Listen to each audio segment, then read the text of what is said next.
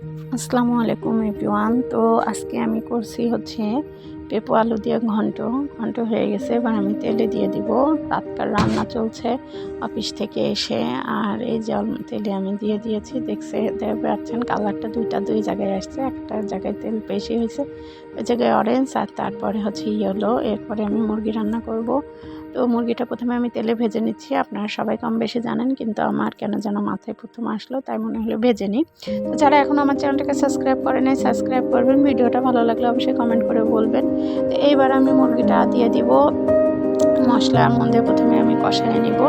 তো মশলা almost complete হয়ে গেছে কষানো। এবার আমি দিয়ে দেব মুরগি দেওয়ার আগে এলাচ, স্বাদ বাড়ানোর জন্য, এলাচ আর এর জন্য।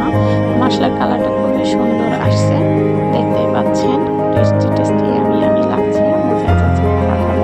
এবার যে মুরগিটা আমি ভেজে রাখছিলাম সেটা আমি দিয়ে দিলাম মশলার মধ্যে, দিয়ে হালকা একটু নেড়ে চেড়ে আমি দিয়ে দিব পানি। তো পানি দেওয়ার পরে যে কষানো ভাজা ভাজা মশলা, মানে পুরো মশলাটা যেন মুরগির সাথে ভালো করে মিশে যায়, এই ব্যবস্থায় আমি করতেছি এরকম করে। এইবার হচ্ছে যে হয়ে গেছে, তারপরে তো একটু ঝোলের জন্য পানি দেওয়া লাগবে, আমি দিয়ে দিলাম ঝোলের পানি। তো খুবই সুন্দর হয়েছে, ভাজা ভাজা মুরগি খেতে খুবই ভালো লাগে। তো শেষে নামানোর আগে আমি একটু স্বাদ বাড়ানোর জন্য দিয়ে দিলাম ধনেপাতা। তো অবশ্যই বলবেন কেমন লাগছে ভিডিওটা। ভালো থাকবেন সবাই, দেখা হবে নেক্সট ভিডিও।